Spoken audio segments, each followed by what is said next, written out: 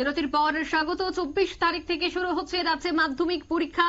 আর মাধ্যমিক পরীক্ষার আগে সংবর্ধনা অনুষ্ঠান রাজ্যের বিভিন্ন জায়গায় চলছে। ঠিক তেমনি 20 নম্বর ওয়ার্ডের উদ্যোগেও কিন্তু যুব মোর্চারা তারা এই সংবর্ধনা অনুষ্ঠানে অংশগ্রহণ করছে এবং 8 টাউন বর্তমানে যুব মোর্চার উদ্যোগেও মাধ্যমিক এবং উচ্চ মাধ্যমিকের পরীক্ষার্থীদের বাড়ি বাড়ি গিয়ে সংবর্ধনা জ্ঞাপন করা হচ্ছে।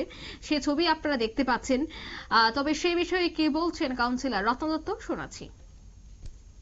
যারা মাধ্যমিক উচ্চ মাধ্যমিক দেবে সেই ছেলে মেয়েদের আমাদের মাননীয় মুখ্যমন্ত্রীর নির্দেশ অনুযায়ী মাননীয় মুখ্যমন্ত্রী নানা কাজে বিজি থাকে, তার জন্য আমাদের তরফ থেকে উনি বাচ্চাদের অল দ্য বেস্ট জানানোর জন্য আমাদের পাঠিয়েছে। আমরা ওদেরকে অল দ্য বেস্ট জানাচ্ছি, কারণ বাচ্চারা আমাদের আগামী দিনের ভবিষ্যৎ।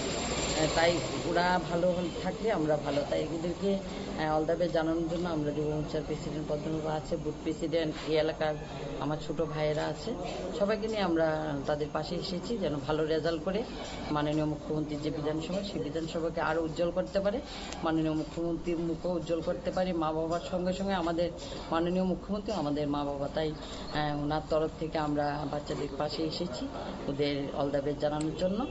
তাই আমি চাই ওরা খুব ভালো রেজাল্ট করে এই বিধানসভার মুখ উজ্জ্বল ত্রিপুরার যে ভবিষ্যৎ সেই ত্রিপুরার ভবিষ্যৎ ওরা। তাই আজকে মাননীয় মুখ্যমন্ত্রীর তরফ থেকে ওদেরকে আবারও অল দ্য বেস্ট জানানোর জন্য এখানে এসেছি। এক ত্রিপুরা শ্রেষ্ঠ বানানোর লক্ষ্যে ওরা আমাদের সবচেয়ে বড় সাথী হবে আগামী দিনে, তাই ওদের পাশে থেকে আমরা ওদেরকে অল দ্য বেস্ট জানানোর জন্য এসেছি। আপনারা শুনলেন কাউন্সিলরের বক্তব্য। বর্তমানে যুব মোর্চার মন্ডল কমিটির উদ্যোগেই কিন্তু বিভিন্ন জায়গায় চলছে সংবর্ধনা জ্ঞাপন অনুষ্ঠান, কারণ মাধ্যমিক এবং উচ্চ মাধ্যমিক পরীক্ষা শুরু হচ্ছে 24 এবং 25 তারিখ থেকে। তার আগে যারা এই গুরুত্বপূর্ণ পরীক্ষায় বসবে তাদের সংবর্ধনা, তাদের উৎসাহ দিতেই এই সংবর্ধনার মতো অনুষ্ঠানের আয়োজন করা হচ্ছে। বাড়ি বাড়ি গিয়ে তাদেরকে শুভেচ্ছা জ্ঞাপন করা হচ্ছে। নিয়ে নিচ্ছি ছোট্ট একটি বিজ্ঞাপন বিরতি, সঙ্গে থাকুন।